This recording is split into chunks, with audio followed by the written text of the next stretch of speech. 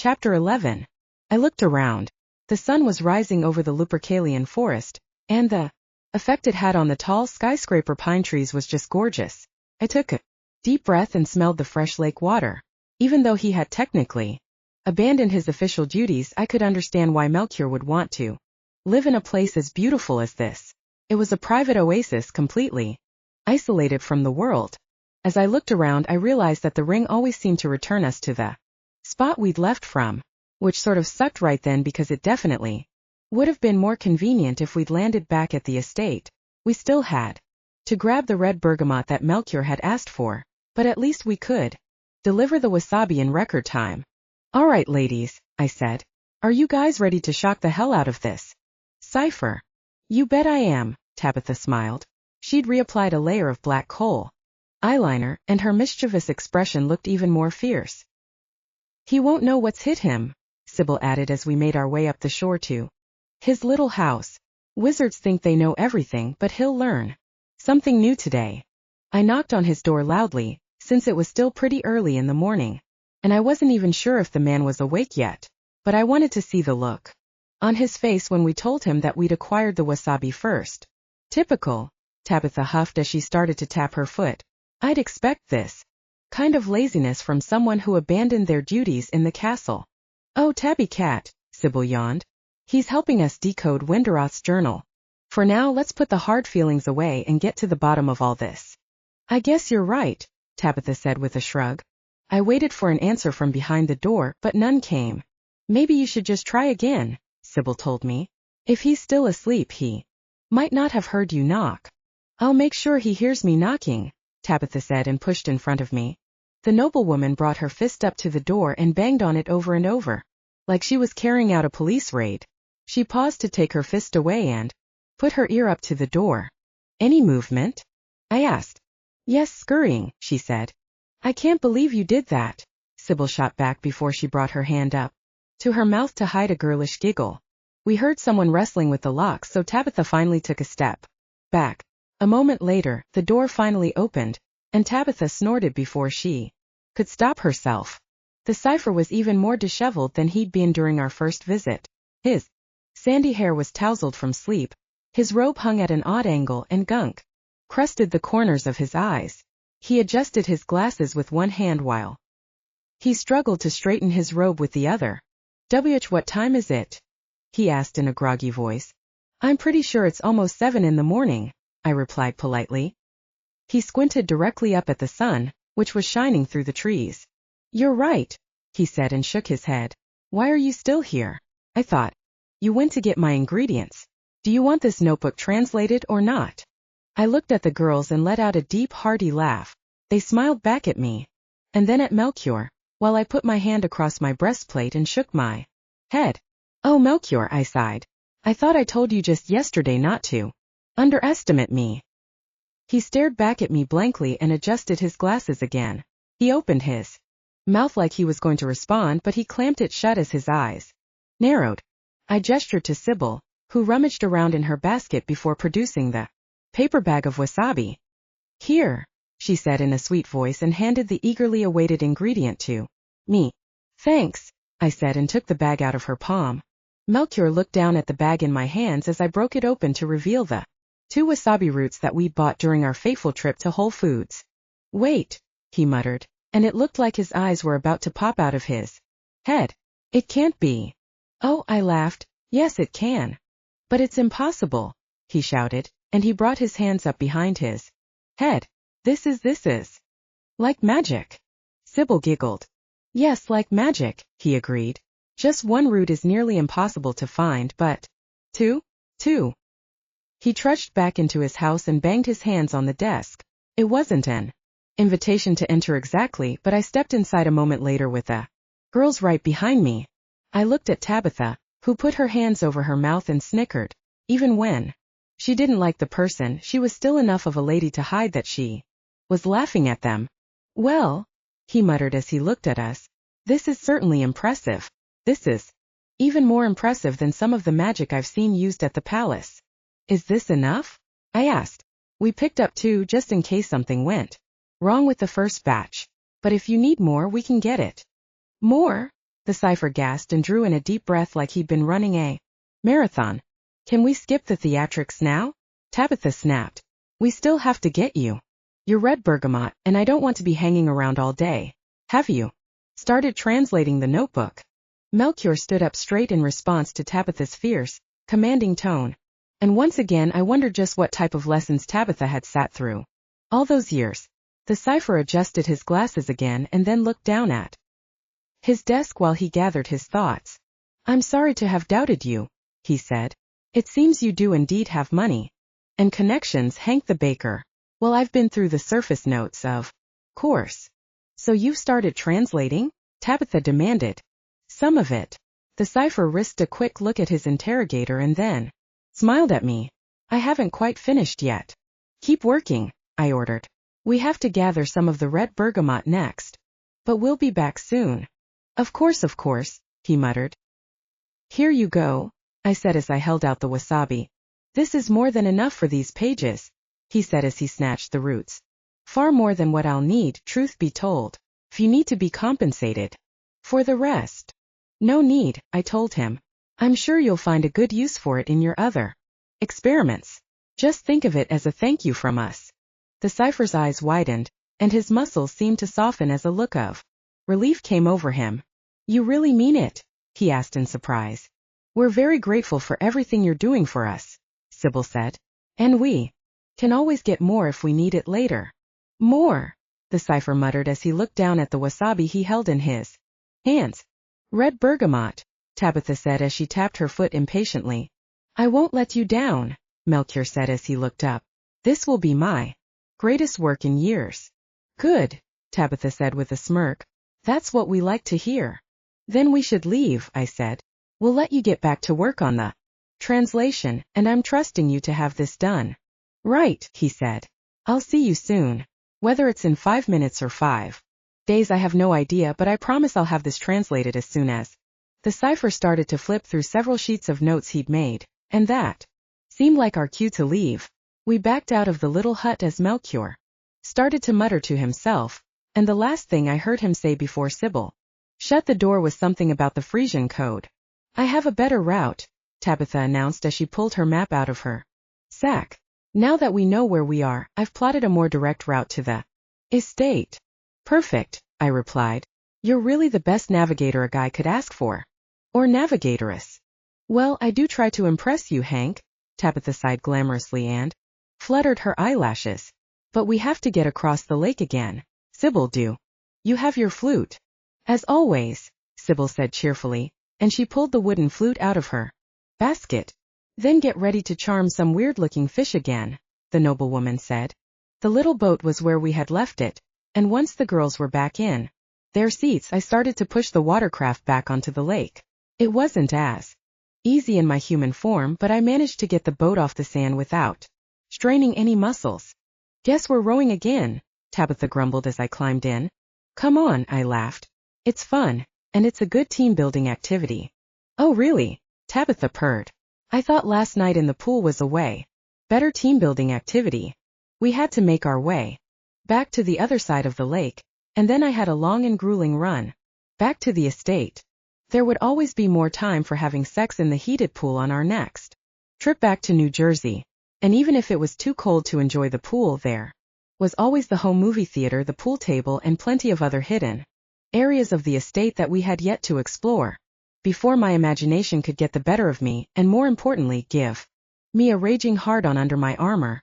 I stuck the oar in the water and started to paddle out into the lake. Here we go.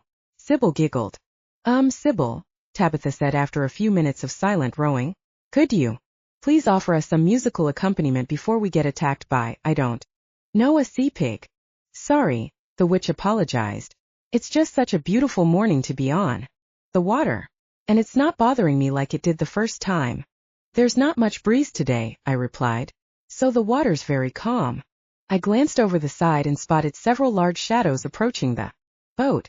I started to say something to Sybil, but she must have spotted the shapes as well, because she put her flute to her lips and started to play the guitar introduction from Stairway to Heaven.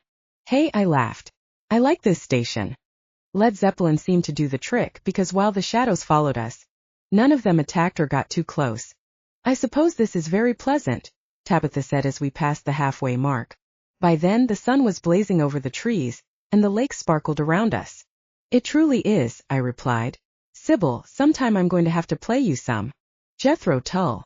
Who's that? The witch asked as she lowered the flute for a moment.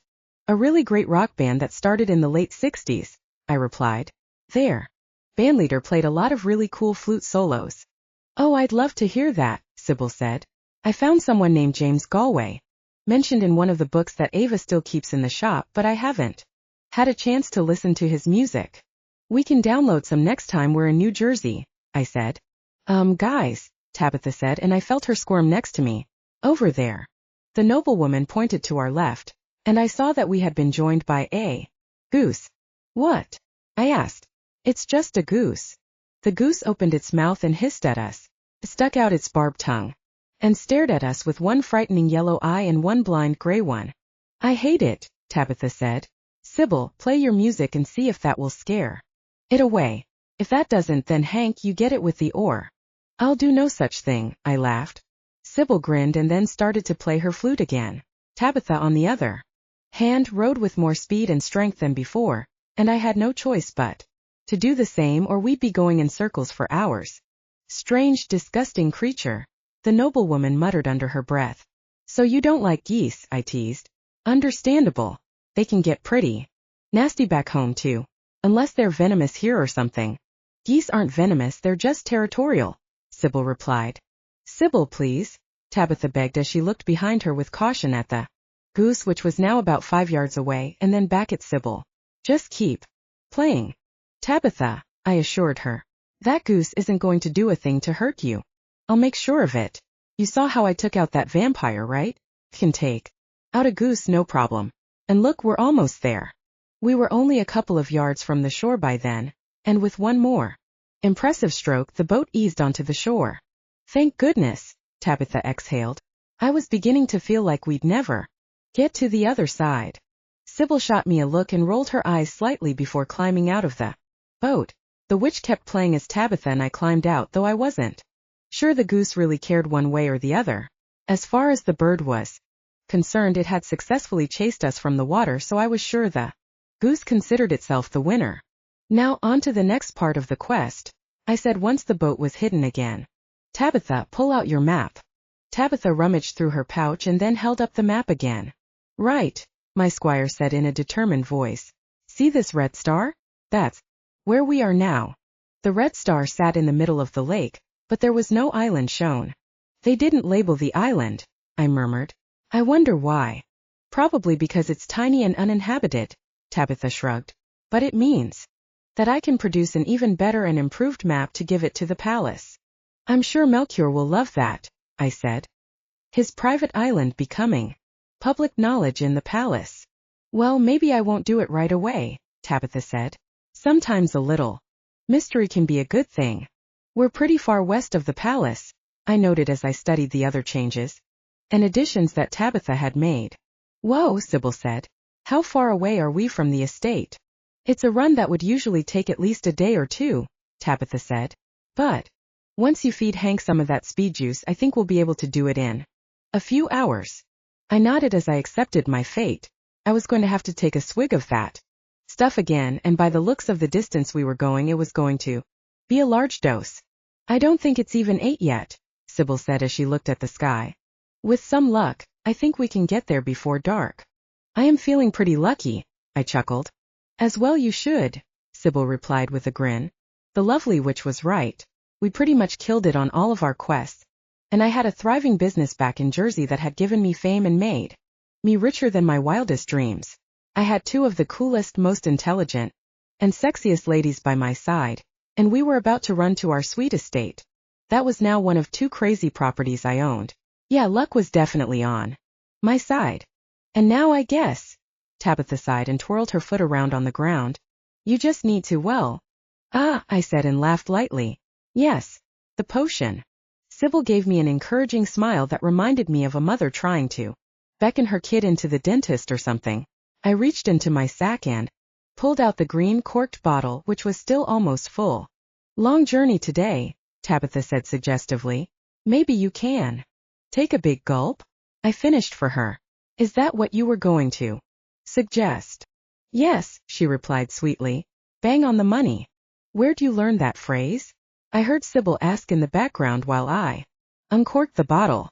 The girls chatted about movies while I swished the foul liquid around in the bottle a little bit.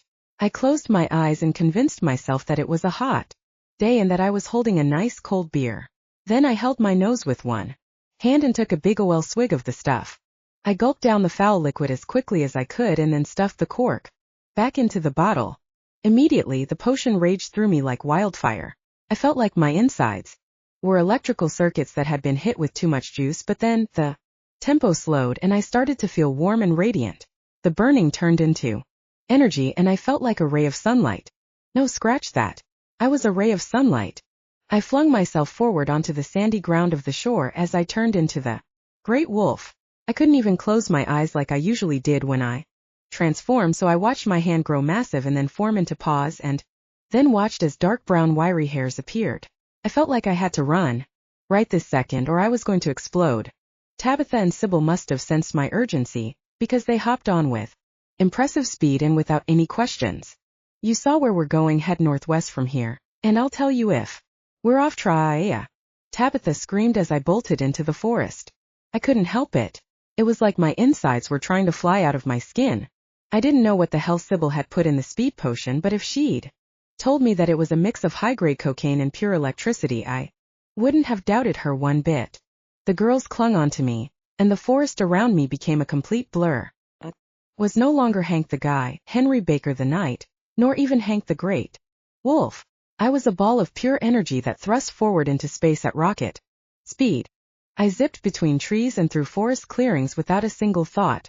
In my head, I knew that time was passing because I could vaguely sense the light changing, but I couldn't tell how much. In my mind there was only one time happening, and that was right now. I felt as the ground underneath me went from hard and sandy to soft and squishy to dense and fertile. I'm sure I must have trampled a few squirrels and plants, which I knew would make Sybil sad, but it seemed like reasonable collateral damage given the importance of this quest. I had no idea how long I'd been running, but the sun was starting to set. I galloped further until I saw something high up in the distance. Bright blue, yellow, and white flags. We were almost at the palace. Home sweet home, Tabitha laughed, and I bolted forward. In what felt like no time at all, I raced out of the forest and onto the welcoming grass. I peeked to my left at the jousting ring, which disappeared in a flash. I ran all the way around the palace and approached the drawbridge. I was still full of energy, but I had to slow down to be polite to the guards, and so I didn't raise any alarms. I slowed down to an elegant trot and approached the drawbridge from the side. Evening, boys, Tabitha called out and waved at the guards. I could swear I saw one of them roll his eyes slightly. At least they recognized us and were willing to let us through without asking any questions. So I cantered over the drawbridge, and once I was across, I raced west over the hills toward the estate. Who? Tabitha shrieked. We did it. We did it by nightfall. Hank, you did it, Sybil laughed. Of course, Tabitha shouted in agreement. Hank and your amazing potion. Sybil. Oh, stop, Sybil yelled back. We wouldn't even be here without your incredible navigational skills. I had no idea why they were having this heart-to-heart on the back of a wolf, running at practically 80 miles per hour, but I guess I didn't need to understand absolutely everything about women. Just as the estate was in sight, I heard a crack and the entire field lit up. For a moment, I could smell rain in the air, and a quick glance at the sky revealed the dark clouds that were closing in on the estate. It was time to race a Lupercalian thunderstorm. I galloped forward as thunder rumbled from overhead. I'd never experienced a storm in Lupercalia, but I had always loved storms back at home. I mean, not when I was trying to run home on slippery grass, but with the great wolves. Speed and agility, I knew we'd beat the rain. The gate came into view, so I took a deep breath and then howled to let the gatekeeper know to let us in. The first of the big heavy raindrops landed on my snout, but I could already see two peasants running to open the gate. The wrought iron opened just wide enough for me to bolt through without breaking stride, and I zoomed past the fields of moonbeams before I finally slowed to a canter. I could have gone on to the house, but since I had to pass Sybil's garden anyway, I went ahead and stopped beside the wooden gate. Thunder rolled across the sky as I sat down, and the rain started to pour down. A moment later, once the girls were standing on their own 2 feet, I should have changed back into my human form. But there was one thing I wanted to do first. I closed my eyes and, even though it was raining, wiggled my shoulders around and shook my torso so that water droplets flew everywhere. "Hank," Tabitha yelled. "Stop being such a dog." I stuck my tongue out and gave her a silly grin, which was the most I could communicate in dog language. Then I reared up onto my hind legs and shrank back down to human Hank with my armor and my pack intact. "This way," Sybil yelled, and she gestured for us to follow her through her garden to the end. We passed various herbs and spices that even I could recognize before getting to the more strange, rare, and colorful plants that the witch kept near the back of her garden. There were plants with spikes, plants with weird, fleshy leaves, and even one with a giant purple flower that looked like a shell. "What does it look like?" Tabitha asked as we stared at the collection. "It's red bergamot, silly," Sybil said as she pointed to a flowering plant with spiky leaves. The dark-haired beauty carefully plodded through her garden and then kneeled down to pluck some sprigs. She gathered about 9 small stems before standing up again with her bouquet in her hand. "Is that everything?" I asked. "Yep," she shouted back over the loud splashes of rain. "I can put them in a vase once we're inside. That will keep them healthy tonight." I nodded and ran out of the garden, and Tabitha followed me, laughing. Through the rain I could see peasants running out of the fields and ushering their children back into the houses. It was a heartwarming sight, and even more heartwarming to know that I had some part in making their life what it was. I hopped over Sybil's plants and made my way to the cobbled path that led to our palatial house. Sybil and Tabitha followed me, cackling at how wet we'd become. "I wish we had a clothes dryer here in Lupercalia," Tabitha laughed. "We can just warm these by the fire," Sybil replied as she covered her head with her forearm in a futile attempt to shield herself from the giant raindrops. "It's only rain," I said. I held out my left hand, and Tabitha took it with her small, wet hand. Sybil took Tabitha's other hand, and then we ran toward the house like toddlers. Any of the peasants had seen us running around like this, I'm sure they would have shaken their heads at our silliness. Even though we'd only been away a few days, I'd almost forgotten just how beautiful our house in Lupercalia was. The stone building seemed like it had been there forever, just waiting for us to inhabit it. We ran up the stone steps and I pushed the heavy wooden door in. Finally, we had some sweet relief from that crazy rainstorm. I felt a sense of warmth and hominess wash over me as Sybil shut the door behind us. The place smelled of old mahogany, and I had a suspicion that one of the servants had lit a fire in the main drawing room. I slicked my hair back and swung around.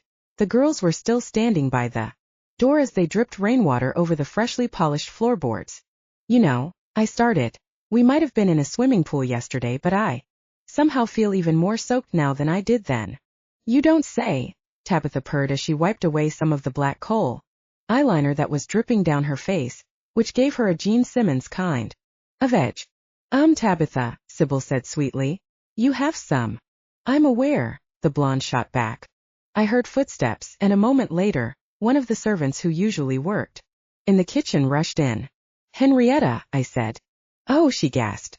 The young servant looked surprised. She had dirty blonde hair and demure gray eyes, and she wore a simple blue dress with a white apron.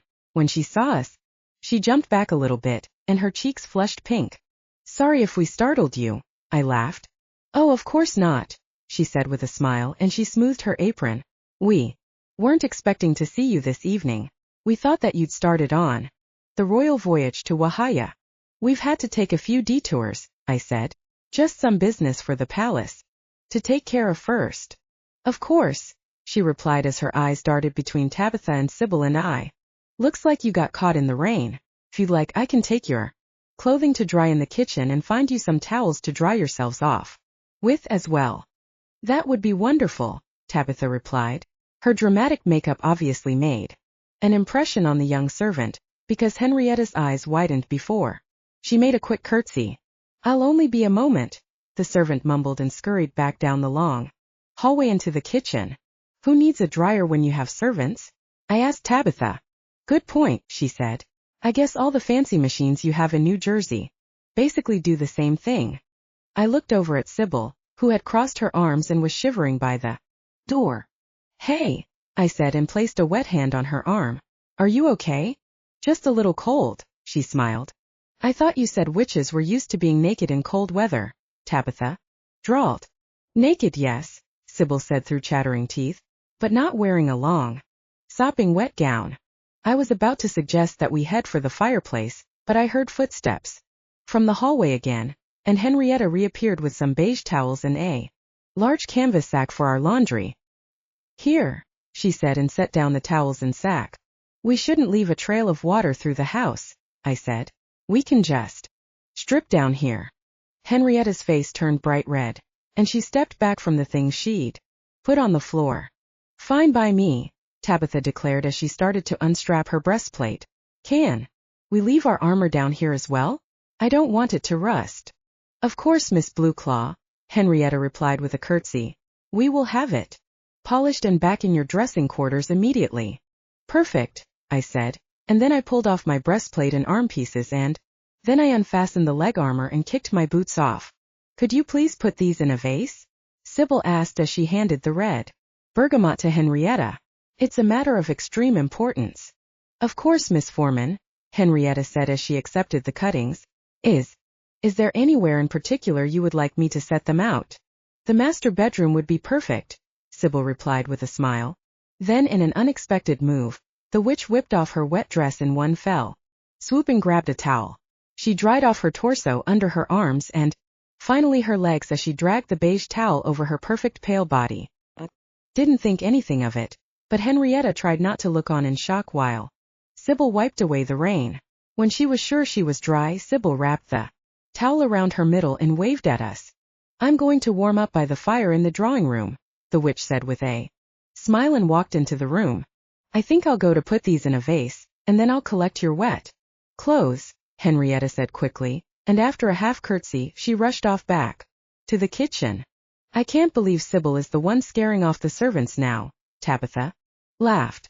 "I always thought that was my job."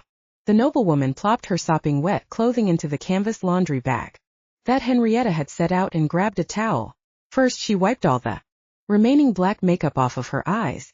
Then when she was satisfied that it was gone, she swung the towel around her shoulders and headed up the big wooden staircase with her bottom half uncovered.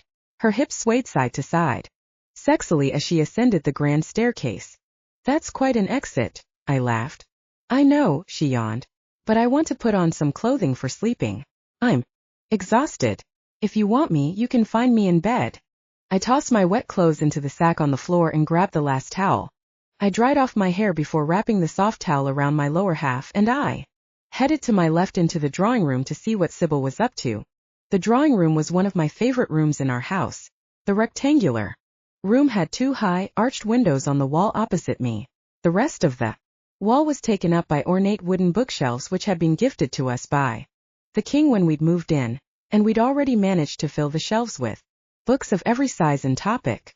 On the wall directly to my right there was a big wooden sideboard adorned with designs that included golden wolverines and mother-of-pearl figurines of the moon goddess, a small marble replica of the palace that Charles had given me when we moved into the estate had pride of place on top.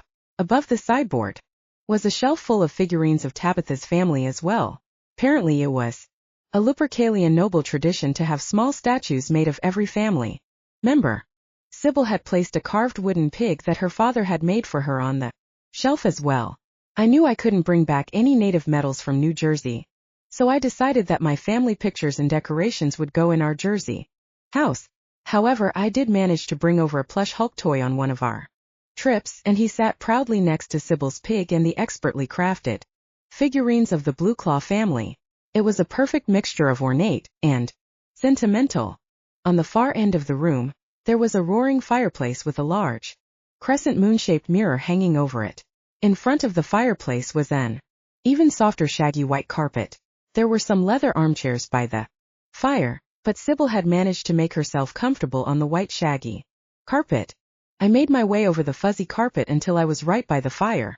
The orange glow was mesmerizing, and I felt like my insides were being warmed after the intense chill of the rainstorm. I looked down at Sybil, who was snoring softly under her beige towel. "Sybil," I laughed, She replied without opening her eyes. She looked so idyllic as she sprawled on the shag rug. Her skin was so pale and smooth that she almost blended into it perfectly. Sybil, would you like me to carry you to bed? I asked. Her eyes fluttered dreamily, and she looked up with her piercing emerald gaze. Hank, she said, you were in my dream. You had a dream after 5 minutes? I laughed. Yes, she yawned. We were eating cinnamon buns, but a goose came over and told me that we were trespassing. I tried to tell her it was my house, but the goose didn't believe me. Damn goose. Before she could continue, I kneeled down and scooped her up in both hands. The fire was nice, but if I stayed here any longer, I'd definitely fall asleep as well. Oh, Hank, the young witch giggled, and her emerald eyes glowed. Her now dry, dark hair floated down over my right arm. We offer a pretty good service here, I think, I said with a laugh. Sybil traced her long, elegant finger along my chest as I carried her out of the drawing room and up the wooden stairs. I saw that the entrance hall was now empty of any sign of our dramatic entrance and surmised that Henrietta must have taken our clothes and our armor away to be cleaned. I climbed the stairs, walked to my door, which was slightly ajar, and pushed it open. I spotted Tabitha fast asleep in the bed already, and I tried not to snicker too loudly when she snored. So not like a lady, Sybil chuckled. I won't tell if you won't, I replied. Oh, there's the bergamot, Sybil said and pointed toward my wooden chest. I saw one of the servants had set the red bergamot in a vase. They'd even put a small plate under the vase so that it didn't leave a mark on the wood. I was always impressed by these servants' attention to detail. Perfect, I said as I headed over to my decadent four-poster and plopped Sybil down onto the sheets. Then I climbed into the soft bed and let my entire body relax for the first time that day.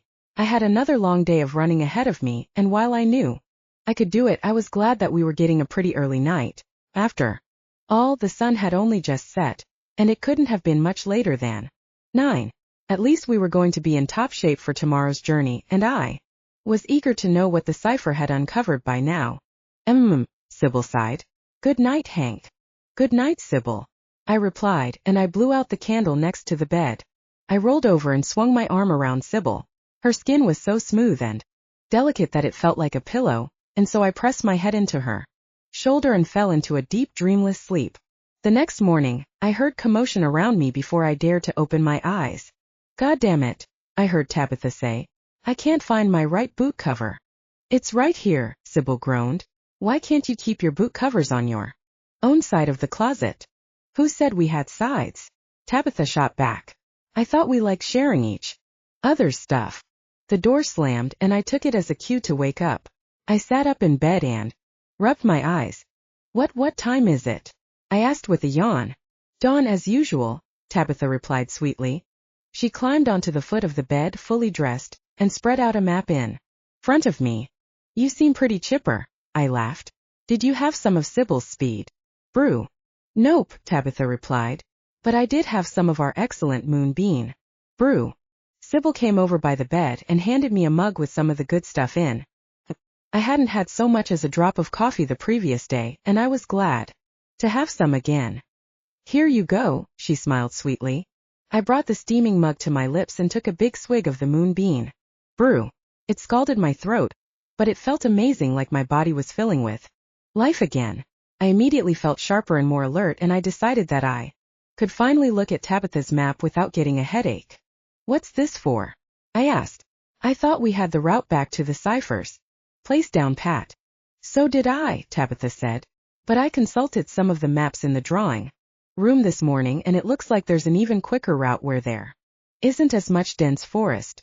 It'll be a clearer run, and with that speed potion, you should be able to do it in no time. I nodded my head and brushed my hair out of my face. It was a lot to take in. So early in the morning, but we had a quest to complete. Well, I said, I trust your judgment completely as the navigator of our team. Thanks, Hank, Tabitha replied and blushed. That means a lot. I looked around the room and spotted my clothing folded neatly on top of my wooden chest next to my polished armor. I hopped out of bed and headed over to the chest, where I quickly proceeded to pull on my soft pants, my cotton shirt, my leather boots, and my armor. I turned around and looked at the girls. Are you both ready? I asked. Ready as ever, Tabitha smiled. I've put a wet sponge in with the bergamot, Sybil told me, so that it doesn't completely dry up. It wouldn't be the end of the world if it was a bit dry, but I don't know what the cipher is going to do with it. Better safe than sorry, I always think. That's good thinking, I replied. Should we get going? Let's do it, Tabitha smiled. I grabbed my sack, which had also magically appeared on the wooden chest. Well, this time it wasn't magic, of course. It was just our totally awesome servants anticipating our each and every need. We headed out of the master bedroom and plodded down the stairs. I could hear movement in the house, which meant that the servants were also up before dawn. I stopped in front of the front door. It's not still raining, is it? I asked. Nope, Sybil replied, and she took one last look in her basket. No sliding around in the rain today. Great, I replied with a sense of relief. I liked the rain for the ambience, but there was no way I wanted to be slipping and sliding through the forest on a day when we needed to make good time.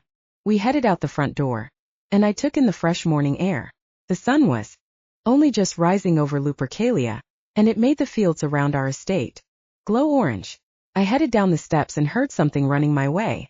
Casanova, I cried happily when I spotted the giant black pile of fur that was bounding toward us. The giant puppy ran up to me and launched himself straight at me. He put his massive black paws on both shoulders as we collided, and I hit the ground with a massive thud. Hank, I heard Sybil yelp as Casanova happily licked my face. It's fine, I laughed. Don't worry, I'm just fine. He stared at me with his big green eyes before hopping off to say hello to the girls. Well, that was one way to wake up. Getting pounded to the ground by a massive direwolf would surely get me going for the rest of the day. I crawled to my knees and then stood back up, not such an easy task in my armor when I was in human form. Not that anyone noticed, since Sybil and Tabitha were cooing over Casanova and patting him on the head. Oh, I miss him so much when we're away, Sybil sighed. Me too, Tabitha agreed. But do you want to see this pup on that speed potion? I don't think so. You're right, Sybil said with a shrug. That would be pure chaos. Yeah, I laughed. We'd cause more destruction on our quest than good. But don't worry, girls, I'm sure that Casanova will be trained and ready for adventure in the next few months. Won't you, buddy? I held out my hand, and Casanova happily rubbed his soft black head against. This was a royal direwolf who really loved his master, and I couldn't wait to ride on quests and compete in just with him when he was fully trained. Casanova's ears perked up, and I saw that he was looking at some of the children playing with sticks by the houses. He loved playing with the kids on the estate, and he scampered after them to join in the fun. He's going to be great in the joust, Tabitha said. He's got the best pedigree in the entire kingdom. And yet he still can't resist playing, I laughed. Reminds me of someone I know. Tabitha winked at me with her freshly lined eyes. Then she tapped her foot on the ground and exchanged a glance with Sybil. I know. I sighed as I opened up my sack and pulled out the green bottle, which was 3/4 of the way full. That stuff is powerful, Tabitha said as I popped the cork out. I wonder what would happen if you drank the whole thing. Well, Sybil said, if you want to know the answer to that, you can be the guinea pig. I have no interest in knowing what an entire bottle of that stuff can do. I looked down into the bottle. The liquid looked benign enough, but now I just had to stomach drinking it. I held my nose once again and imagined that it was a Jaeger bomb. Pressed the green vial to my lips and took a big deep gulp of the stuff until I was sure that I'd swallowed enough that I would be able to run the distance from here to Melchior's place in record time. I pulled the small bottle away from my lips and felt the liquid sink into my bones as I pushed the cork back in. I shoved the bottle in my sack before I was too wired to even consider such small details. My body radiated with electricity and power. I felt my nerves light up like Christmas lights, and the urge to run completely overtook me. I wondered what this stuff would be good for if not running. A dance-a-thon, perhaps? Definitely felt like some kind of doping. I wondered if I could enter the Olympics for running back in the States, but I felt like it would be abusing my powers. I made sure that one of the servants opened the front gate, Tabitha murmured to Sybil as my entire insides lit up. When he's under the influence of this stuff, I'm pretty sure he could run through a brick wall. I couldn't take it anymore. I felt like a pressure cooker. All the energy had built up inside me, and if I didn't move my body right now I was going to burst. I leaped forward and turned into the great wolf. I looked up at the girls who exchanged a glance and then pounced on top of me. Tabitha pulled her arms around my neck and spoke into my ear. "You're going through the palace grounds, slow down when we get to the guards, so that they see it's you," she said. "When we're in the forest I'll tug at your fur when you need to turn. It's only a slight adjustment to the route, but I think it'll cut off a decent amount of time, especially at your speed." I pawed the ground with my foot and barreled toward the open gate. I didn't care where we went as long as I got to run. Chapter 12. I bolted over the hills and dales. I hadn't even known what a dale was before coming to Lupercalia, but Charles had explained it to me one night at a royal banquet that it was just a quaint word for a valley. "Palace on the right," Tabitha shouted, and I veered over to the big gray blur. That was the palace. I followed the advice she'd given me before we set off and slowed down just before we reached the drawbridge. I didn't want the guards to think they were suddenly under attack since the rest of the nobility had already set off to Lake Wahaya. I'd also bet they were bored out of their brains and just itching for something to do like fight off an invader. I used all the strength and patience in my body to slow down to a canter, and then a trot. We bounced over the drawbridge, and Tabitha sat up straighter on my back. "Morning, boys," she called. "Just going out for a run." Neither of the two hybrid guards batted an eyelid, which I took as a signal that it was go time. When I was sure that I was out of sight, I bolted around the castle and toward the jousting fields. I was running at what felt like lightning speed. If I had been a direwolf in a jousting tournament right then, I'm pretty sure I would have been able to take my opponent out from sheer force alone. The jousting fields disappeared behind me, and I leapt through the clearing into the woods. I continued straight onward along the familiar path for another hour or so before I felt Tabitha tug slightly on my left. "Time for a course adjustment," she said. "We should approach a village and the land should be clear. It'll be much easier to pass through this area." I veered slightly left just as she told me. Even though I was running at lightning speed, my nose began to pick up on something that smelled like it was coming from the direction we were running in. The smell was dry and I couldn't quite make it out at first, but within 5 minutes I'd traveled significantly farther, and the smell was getting stronger. Suddenly I recognized what it was. Something was burning. If I could have stopped and told the girls what I smelled, I would have. My sense of smell was way more powerful than theirs, and the wind was blowing away from us, so I knew that my passengers wouldn't pick up on it until we were almost at the source. I decided to pick up my pace, if that was even possible at this speed. Doubled down and imagined myself as a meteor rocketing toward the source of the fire. We ran for another 10 minutes or so before the girls picked up on the smell. "What is that?" Sybil asked. "Is something burning?" "I'm not sure," Tabitha said. "There's supposed to be a village coming up on our left. Maybe they're burning the stalks? Isn't it bonfire season this time of year?" "Yes," Sybil shouted back. "It is bonfire season, but no one would build one in the middle of the woods." I'd burned through enough of Sybil's speed juice by then that I didn't have the mad desire to keep rushing forward. I slowed down to a canter again so I could focus on the fire. Now that the world wasn't going by in a blur, I could just pick out smoke rising in the distance.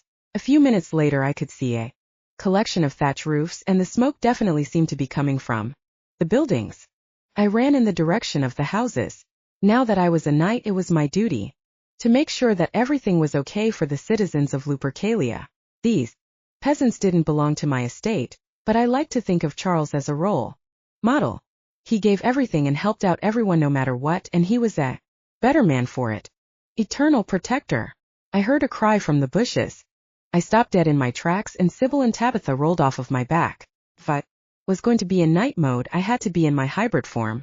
I rose up on my hind legs into my hybrid night form, and felt myself rise to 9 feet tall. I looked around from my new vantage point and saw a young peasant girl running at us. She must have been about 4 feet tall, and she was wearing a simple white long-sleeved dress and a blue hat. She had mousy brown hair and bright blue eyes that lit up when she saw us. "Eternal protector!" the girl shouted again and ran over. I kneeled down so that I was down on her level, and I saw a very frightened but determined little girl in front of me. For a second, the memory of the burning house that got me to Lupercalia in the first place flashed in my mind. Is everything okay? I growled. No, she replied resolutely and shook her head. Forest fires have spread to our village, and some of the houses are burning. I looked back at Sybil and Tabitha, who rushed over. Is that your village? I asked as I pointed toward the houses. Yes, she said. Please, can you help? Of course we can, I said. Why don't you show us the fastest way to get there? The girl nodded and then started to run across a field toward a small copse of trees. We ran after her, and despite my greater size, I was running hard just to keep up with her. The burning smell was strong once we were in the trees, and I could hear the flames as well. A strange orange glow seemed to surround us, though I couldn't see the fire yet, and ash drifted down from the sky.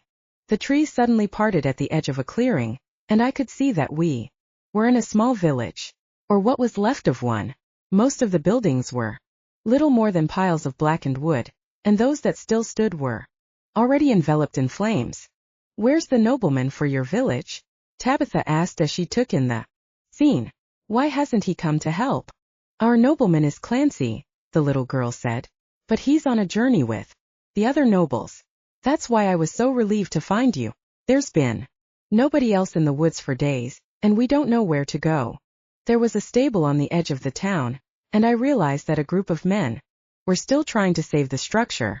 They'd formed a line from a pump, and they passed buckets of water to the men at the end, who then tossed the water at the flames. But it wasn't very effective against the fast-moving fire, and I knew they wouldn't be able to save the stables. Luckily, my wolf power would. I'm going to help save the stables, I said.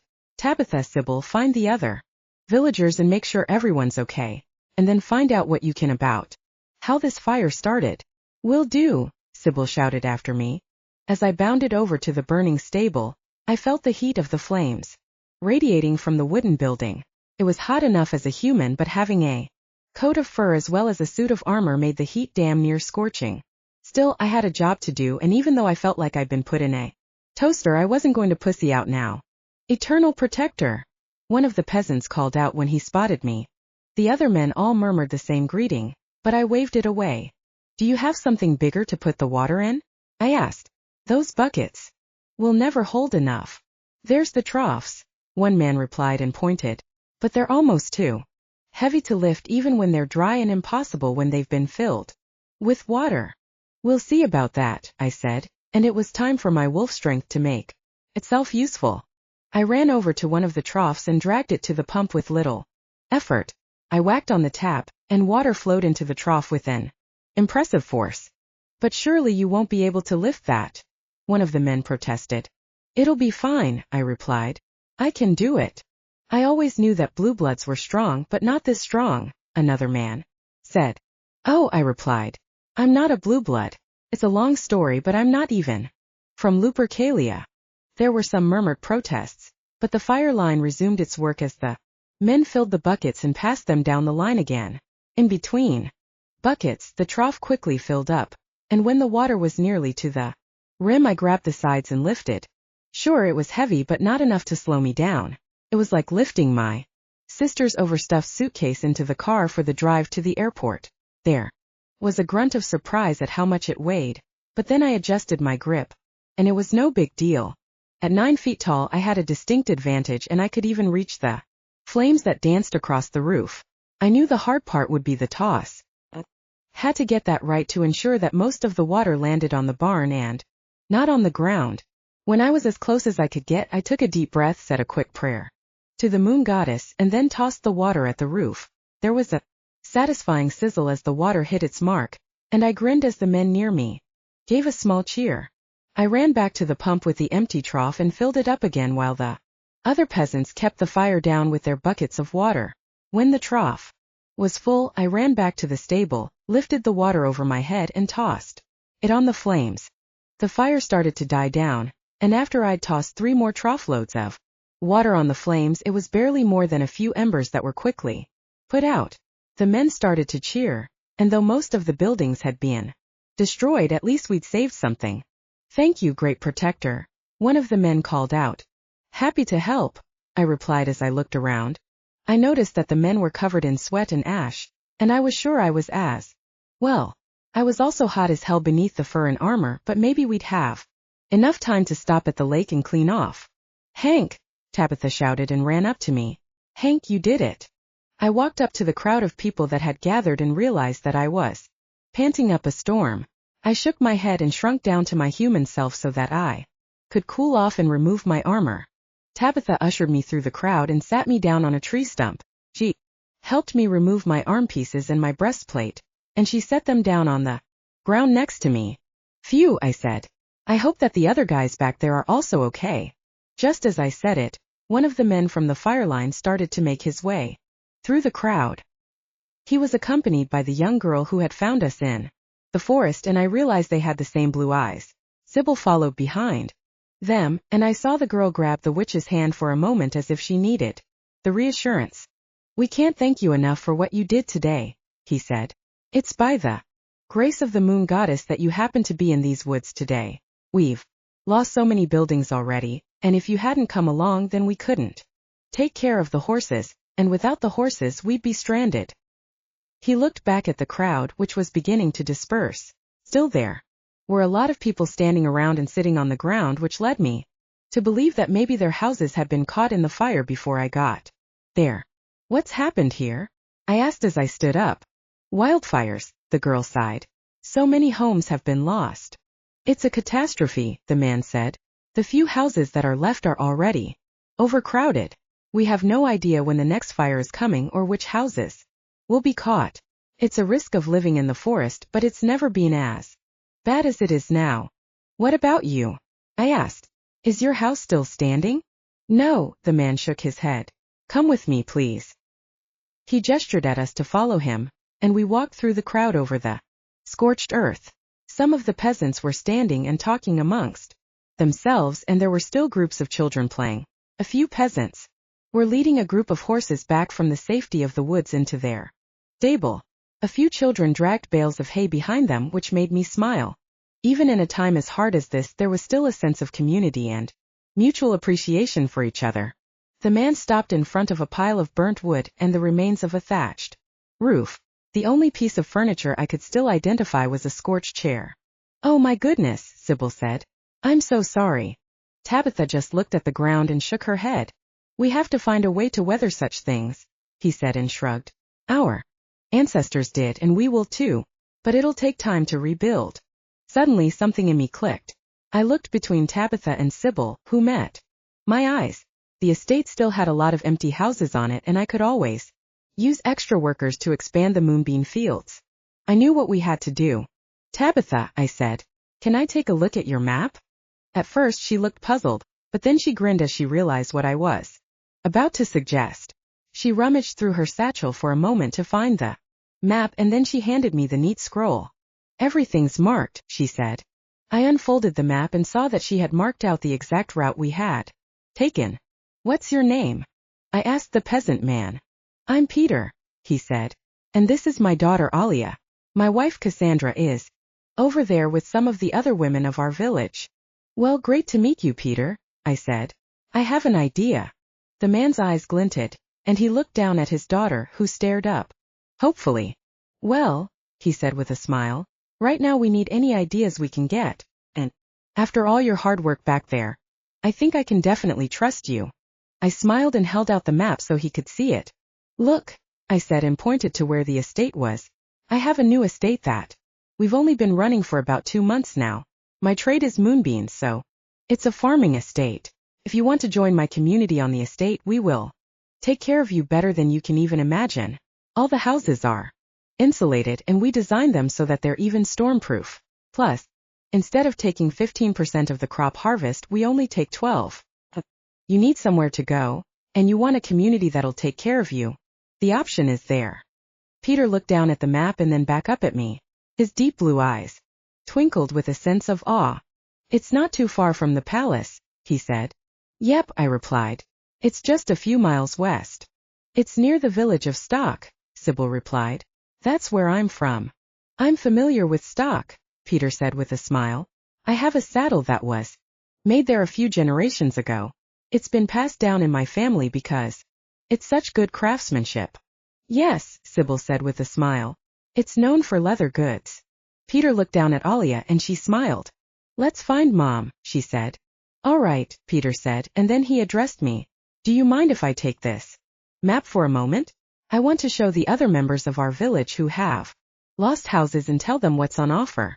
I know that some of them will want to stay in the forest, since their families have been here for generations. But I'm happy to go to your estate.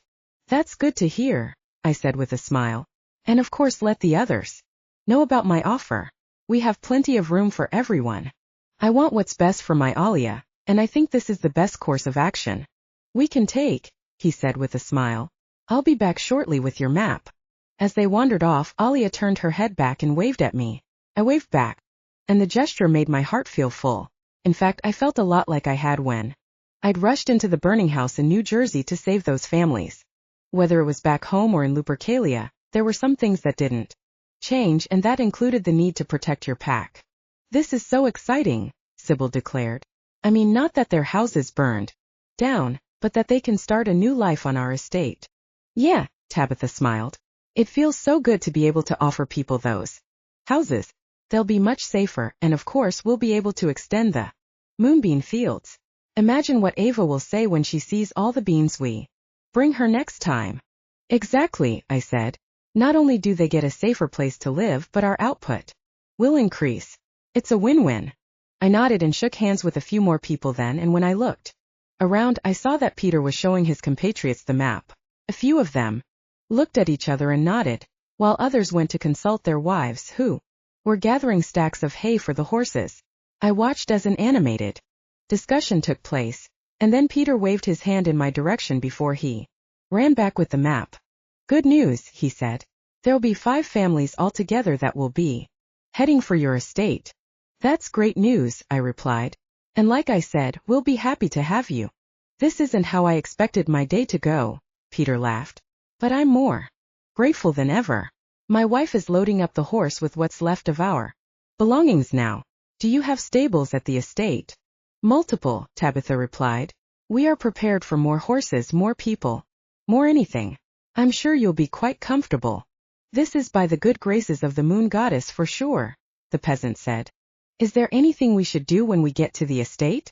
I assume we'll have to tell someone that we're there under your authority, and not just squatters. Everyone is very friendly, I said. Ask for Otto the foreman.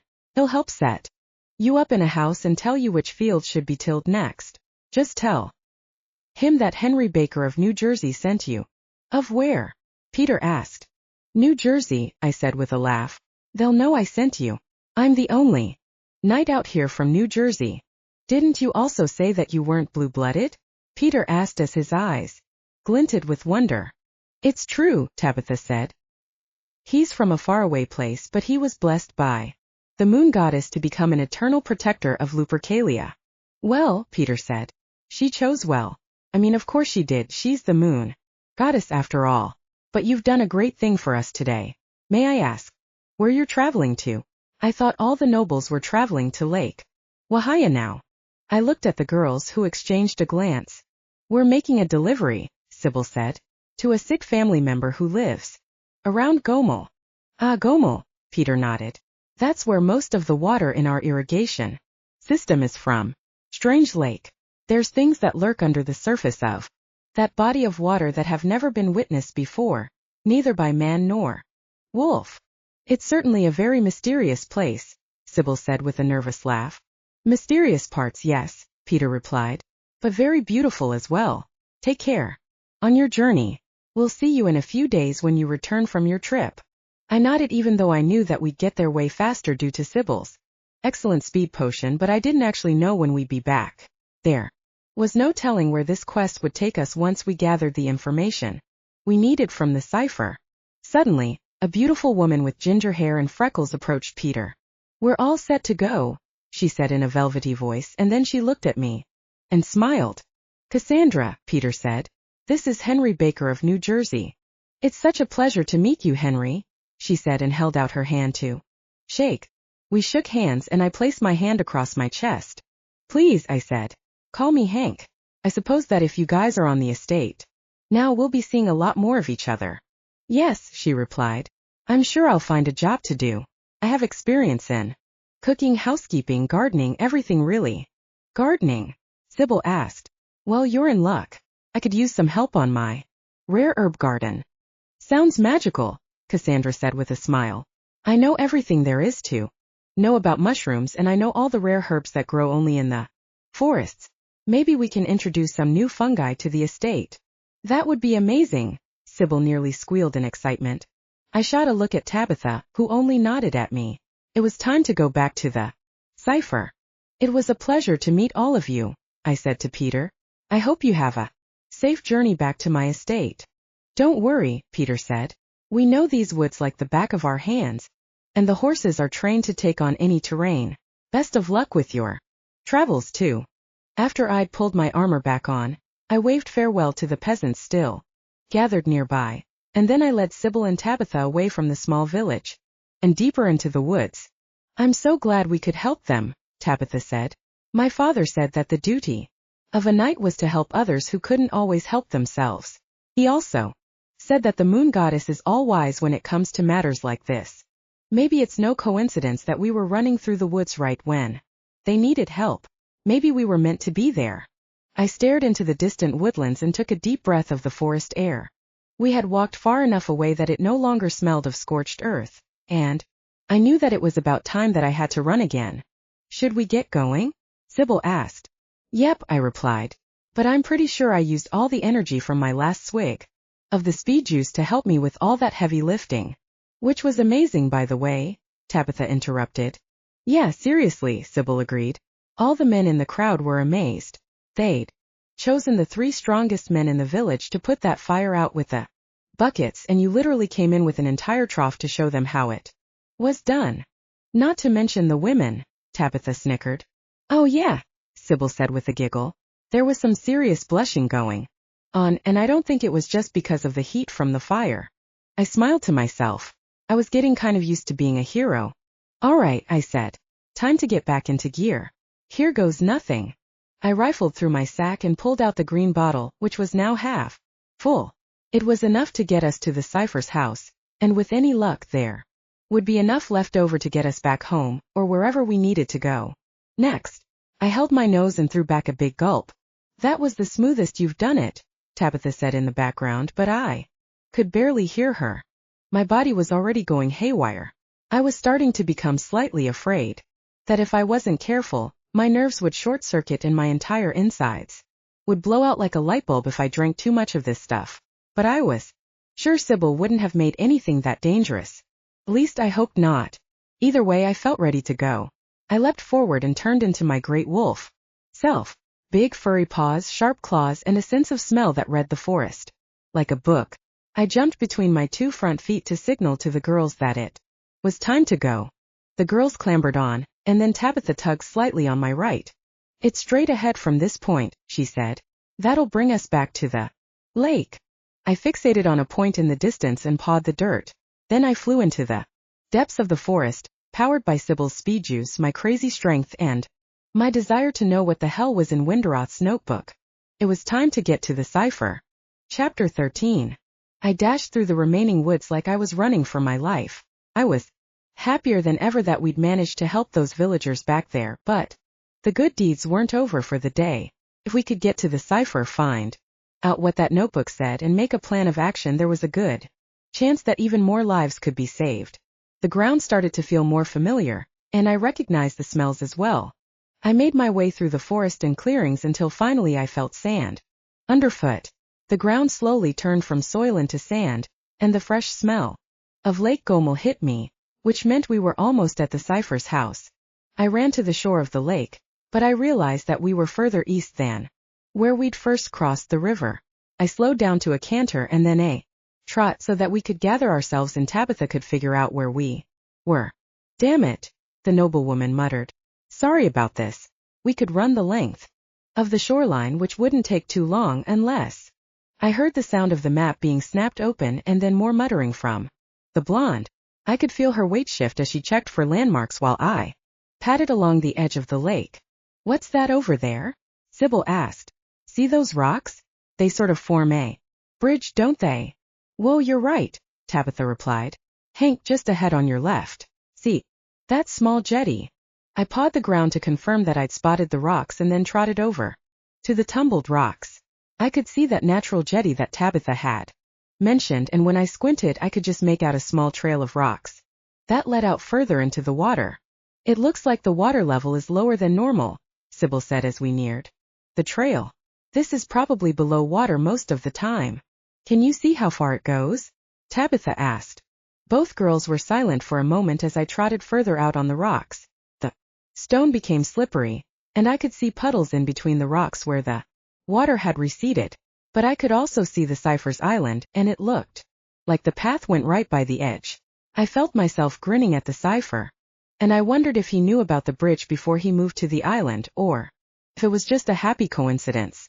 It looks like it gets close to the island, Sybil mused. Hank, do you think you can make it? Tabitha asked. I pawed the ground with my foot to signal that I was ready, and once the girls were comfortable again, I dashed across the barely exposed path. Despite the slick surface, I loved running across the rocks. Felt like I was running on the water itself, and I drank in the cool breeze that brushed my fur and the sunlight that warmed my muscles. I was actually disappointed when the island loomed into view, and when the rocky formation was almost to the sandy shore. I leapt the last few feet and landed on a pile of pine needles. A sharp turn brought me to the path that led to the Cypher's hut, and I slowed to a trot. Smoke was still puffing out of the chimney, though my wolf nose picked up something besides wood in the scent. It reminded me of some of the herbs that Sybil sometimes tossed in the flames, and I wondered if the Cypher had been experimenting with magic again. I stopped in front of the door, and once the girls were safely on the ground, I shifted back into my human form. I still felt surprisingly good, which I credited to Sybil's concoction. Ladies, I said and did my best bow. The girls giggled, and then Tabitha rapped politely on the door. The girls giggled again and then quickly put their serious faces on when we heard someone trying to work the lock. When the door finally opened, Melchior stood in front of us. He managed to look even more disheveled than he had before, and I hoped that meant the Cypher had spent the whole night working on the notebook. Do you have the bergamot? He asked and held out his bony hands. He seemed wired, and it reminded me of some kind of junkie looking for his next fix. Yes, of course, Sybil muttered as she rummaged through her basket. She pulled out the red bergamots, which were still fresh as ever. She'd shoved the bottoms into a small glass bottle, and then sealed it with wax so that the water didn't leak everywhere. She handed the spiky red flowers over to Melchior, who snatched them from her grasp and turned around without a word. You're welcome, Tabitha muttered under her breath. Since the Cypher hadn't closed the door again, I took it as an invitation to walk inside. I nudged the girls in ahead of me, then stepped inside and closed the door. I felt a sudden sense of foreboding as I looked around the room, and when my gaze landed on the Cypher again, I knew he'd found something in the notebook. The man was exhausted, but he also looked concerned. He was mashing the bergamot like his life depended on it, and I had a feeling that the old adage might not be an exaggeration. So, I cleared my throat. The Cypher ignored me, however, and for a moment, the only sound in the little hut was the pestle grinding against the mortar. Hey buddy, Tabitha snapped. What did you find in the notebook? We came to you for information, remember? What? The Cypher mumbled as he looked up. Oh right, yes. At least he'd stopped grinding the flowers into nothing, and he glanced down at the small bowl for a moment like he couldn't remember what he'd been doing. Why don't you sit down?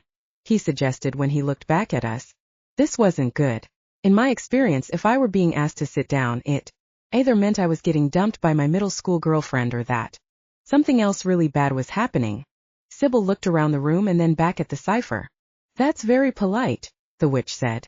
But you don't have any extra chairs in here. Right? He muttered as he looked around his hut. Well, I guess I should add a couple if I'm going to be working on material like this again. So there is something important in the notebook, I said. Oh, that's an understatement, the Cypher replied. And that's only from the bit I've decoded so far. I haven't even gotten to the second layer yet. What does it say? Tabitha demanded impatiently. Most of this first layer of writing is a record of the king's movements, the Cypher said as he ran a hand through his scraggly beard. And I don't mean just like a few months. This goes back at least 5 years. There's a lot of details, but Wenderoth was clearly more interested in his trips outside the palace. That makes sense, of course, since the king would be easier to reach. Outside the walls of the castle, an eerie silence fell over the little house.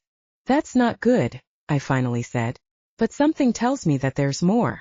The last entries are all about the moon ritual at Lake Wahaya, the cipher replied. There's a lot of details about the entire trip, even more than what the vampire collected about past trips. I think they were planning something, and I think the bottom layer might reveal what it is. Wait, Tabitha said with a confused voice. Who is they? Vampires, the cipher said. That's not possible, the noblewoman protested. Trust me, it is, the cipher replied. And they're organized. Oh, that's bad, Sybil gasped. And this diary isn't just a diary, the cipher continued. It's filled with information from other vampires. There's notes here on everything from grain harvest to new nights. The king's movements are hidden among all the other information. It's an old trick. If you just read every other word, you can see the important information that's been buried among all the other details. Here, take a look. The cipher pulled out a large piece of parchment, and I saw that he'd copied out multiple pages of the notebook and drawn lines between the relevant words. Whoa, I said. It looks like you've put a lot of work into this. It's nothing, the cipher said and waved his hand. No, scratch that. As something that could potentially put all of Lupercalia in danger, but the work itself is nothing. I'm the best in the kingdom, you know. How long will it take you to translate the bottom half? I asked. Well, the cipher said. If I can recognize the code, maybe 10 minutes. Haven't seen a code yet that I couldn't crack in less than an hour. 10 minutes? Tabitha asked. That's it. Yeah, the cipher laughed. I just told you that I was the best in the kingdom. The cipher took a small spoon and collected the crushed up petals from the bergamot plant. What are you doing with that mixture? Sybil asked. I've never heard about this combination of ingredients before, and I'd love to know how it works. Well, little lady, the cipher said with a smile, take a look at this.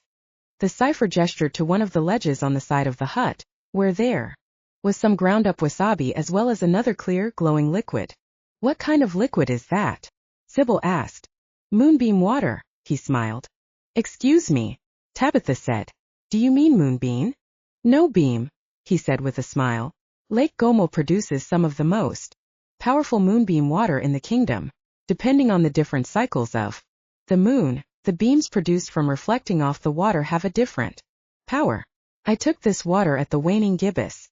When I combine it with the searing effects of the wasabi and the red bergamot for pigmentation, it'll present the writing that's underneath the first layer.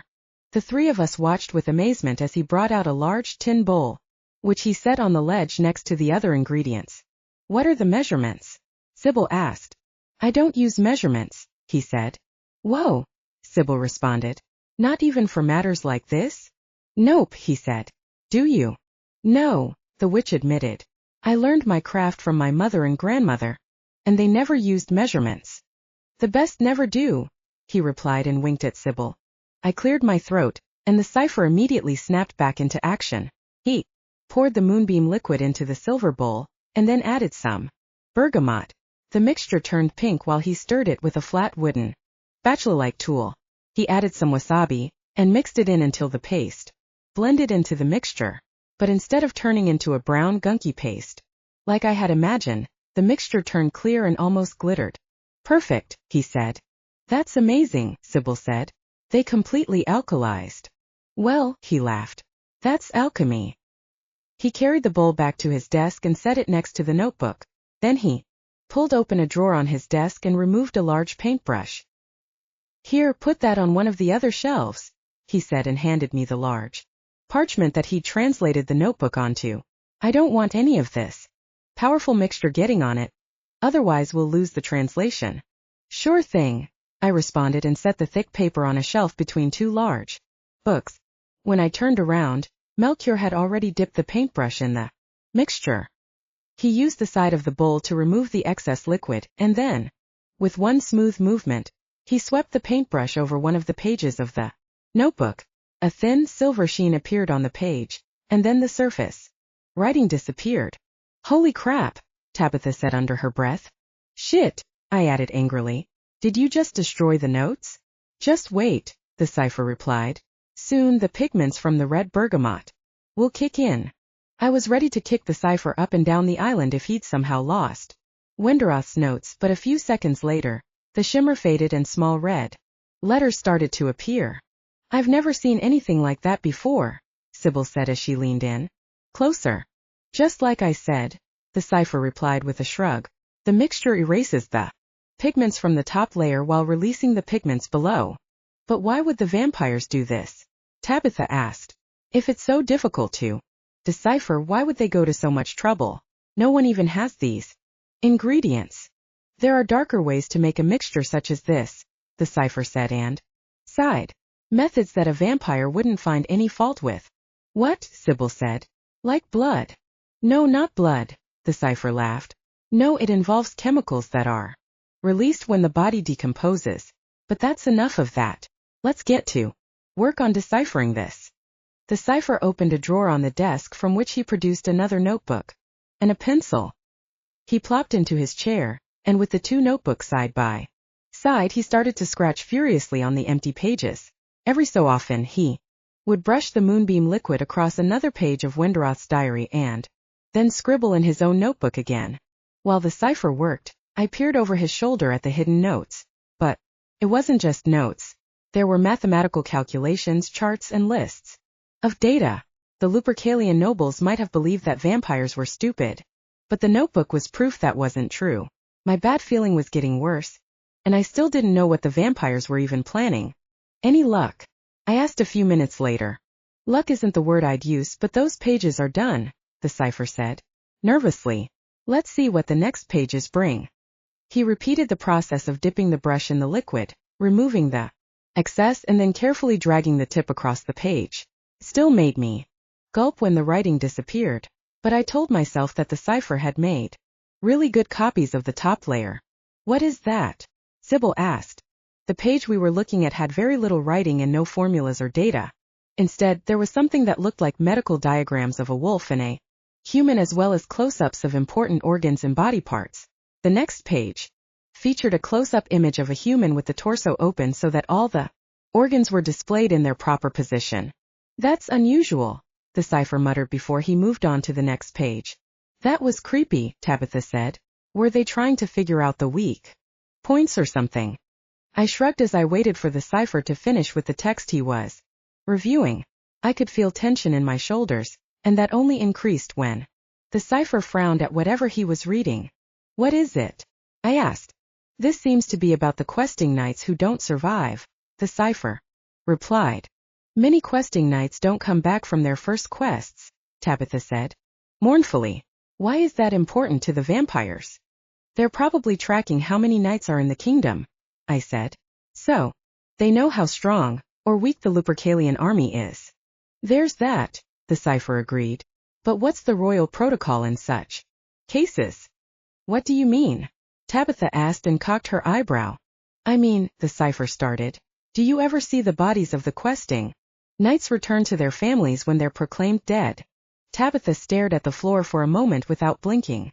Then she looked back up to Melchior with wide and frightened eyes. No, she said. They're given a small procession with a wooden effigy. There's no burial grounds for them or... Exactly, the cipher nodded. The bodies don't come home. The assumption is that the monsters have destroyed the bodies themselves or left them for nature to take care of. But these diagrams are suggesting something different. Like what? Sybil asked. What could they possibly do with the bodies? It looks like the vampires have been collecting the bodies or parts of them, the cipher said. Oh my goddess, Tabitha gasped. That's despicable. What are they doing with the bodies? I pressed. Nothing good, the cipher said as he turned to the next page. Let me look at these last pages.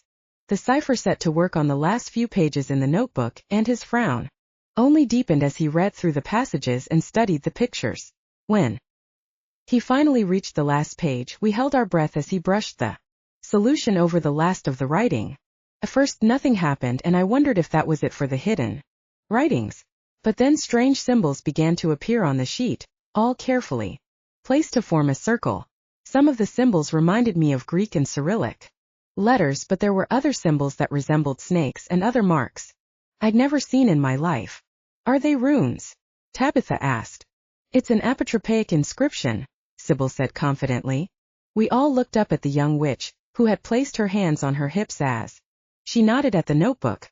Clever bunny, Melchior said with a look of approval. You really know your stuff. She's the most talented witch I've ever met, Tabitha said. Also the only witch that I've known this personally, but you get my drift. Sorry, I said. Could you say that word again? Apotropaic inscription, she said. It's a collection of sacred lettering that forms a kind of spell. It's what appears on protective amulets, and many of the townspeople put them on their tombstones as well. It's like alchemy, but instead of tangible objects, it conjures or pushes away certain types of energy. I can recognize that this is an inscription, but I'm not familiar with. I don't know what a lot of the lettering means, let alone the delicate combination. That's where I come in, the cipher said. I've only taken a quick glance, but unfortunately, I think that this might confirm my suspicions of the vampire's plan. Let me just check some references. The cipher stood up and wandered over to one of his bookshelves. He scanned the spines of the books, selected a couple, and then returned to the desk. He started to flip through the books, though he stopped every so often to study the inscription again. His frown became so severe that his eyebrows met in the middle of his forehead. Whatever the hell the spell was for, we were clearly not going to like it. Hey, Sybil, I said when I realized that the tension in my shoulders was working its way down my spine. You wouldn't happen to have any peppermint on you, would you? Peppermint? She murmured in confusion. Oh, sure. I have a peppermint and lemon balm that might help. She rummaged through her basket and pulled out a jar of balm, which she handed to me. Thanks, I said. Hopefully this can calm us down a bit. I twisted open the jar and took a small swipe of lemon and peppermint balm, which I rubbed on my wrists. Then I handed the jar to Tabitha, who did the same. As she handed the balm back to its maker, I took a big whiff of the stuff.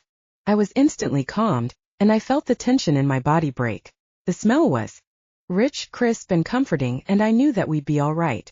The balm woke me up, but not in the same intense haywire way that the coffee or the speed potion did. It was more like a fog had lifted from my brain, and now I was ready to tackle the mystery of the notebook. Melchior stood up again and ran back to the shelves. He grabbed a large dusty tome, flipped through several pages, and then stared at something intently for a moment like he was in a trance. His eyes lit up as he jabbed at something on the page, and I knew that he'd hit the jackpot. Okay, he said and slammed the book shut. A big cloud of dust burst out of the book as he did so, and for a minute he fell into a coughing fit. When he didn't recover, Sybil awkwardly patted him on the back until his hacking stopped. After a minute or so, he stood back up with red eyes and set the book on the shelf. I should probably do some cleaning in here, he wheezed. What's the inscription for? I asked impatiently. It's complicated, he replied. We need to put all of the pieces together to figure out what the vampires are trying to do. The cipher sat down on his mattress and we stood around him. Felt like I was back in library class in kindergarten, and we were waiting to hear a story about stone soup or something. Why don't you start by telling us about the first translation? Sybil suggested. Well, as I said, there's an emphasis on the sacred blessing from the moon goddess ceremony at Lake Wahaya, he replied. That's what's on the first layer. It looks like Wenderoth had been tracking the king's whereabouts. So, that's our starting point. Do you think they're planning to disrupt the ceremony? I asked. It would make sense if they wanted to make sure that the crops were bad and that kind of thing. The girls shot a nervous look at each other. Yes, the cipher said with a nod. That was my assumption. Obviously, Wenderoth didn't believe there was a knight who could kill him, so he didn't make much of an effort to conceal the fact that he was tracking the king. Well, and why should he bother? He'd been ruling the Obsidian Temple for years.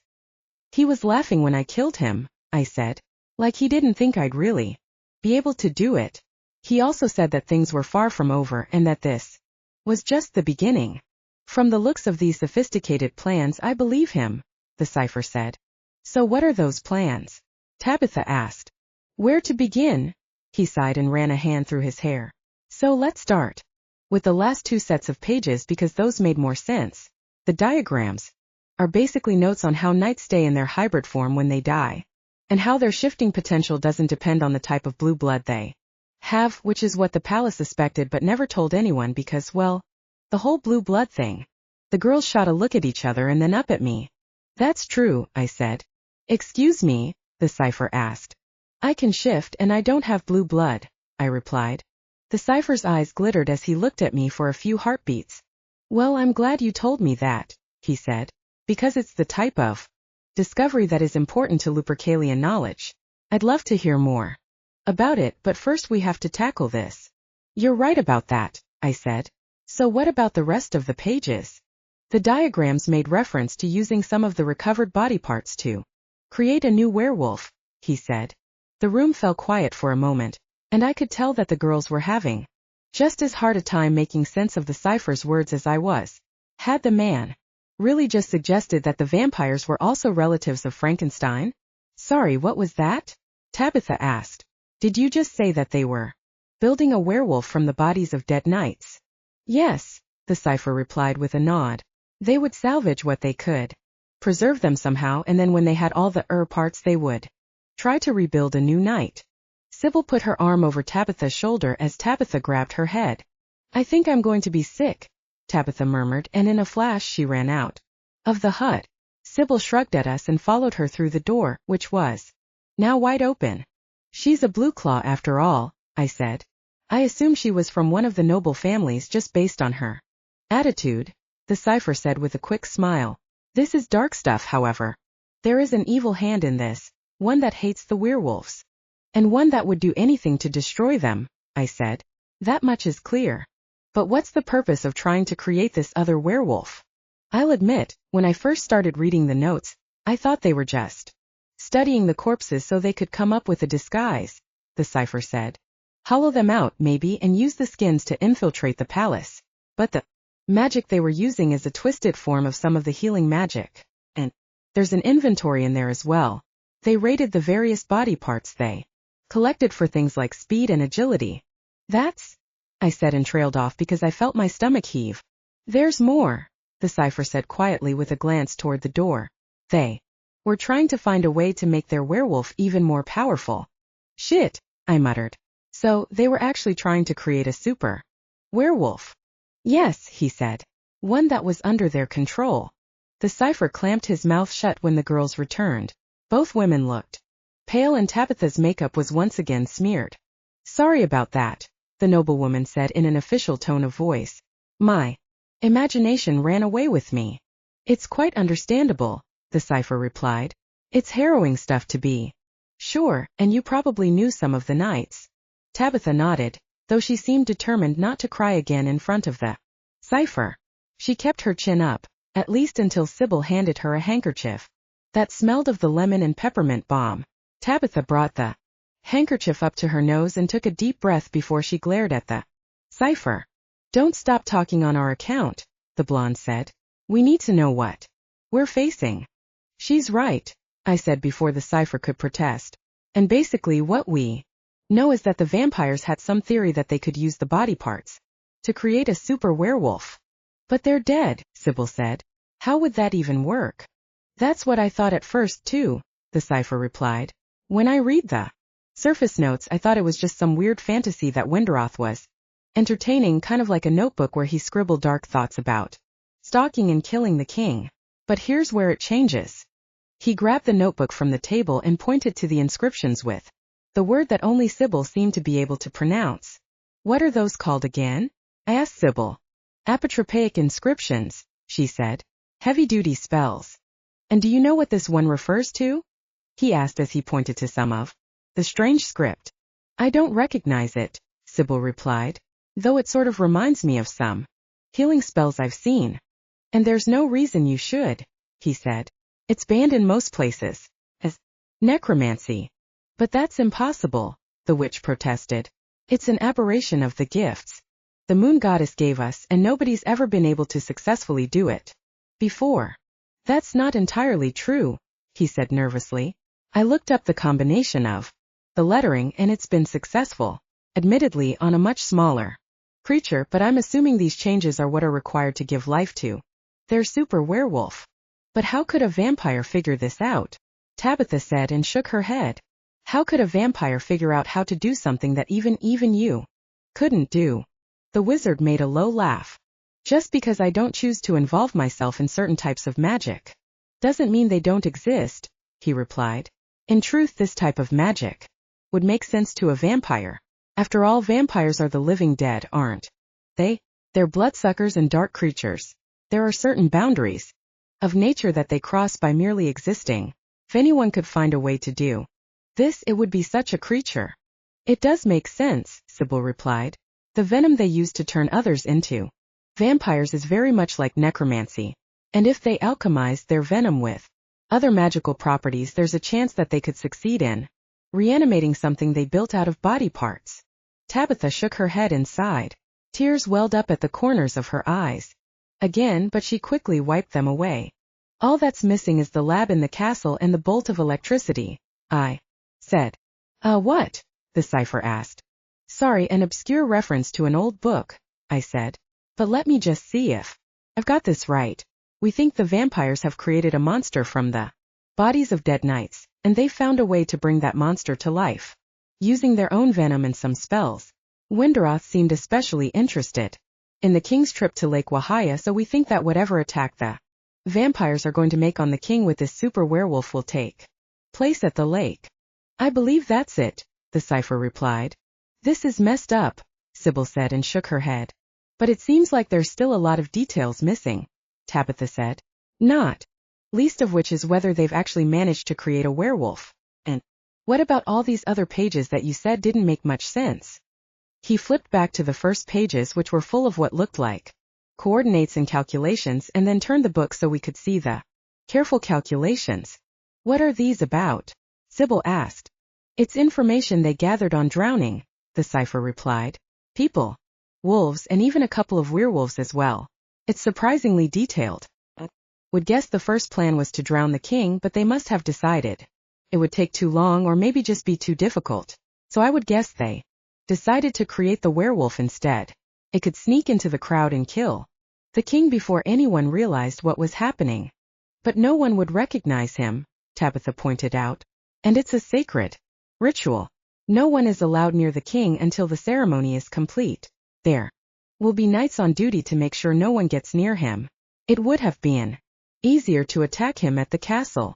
You're both right, I said as I stared at the chart. What do you mean? The cipher asked. This zombie werewolf they're creating, I said.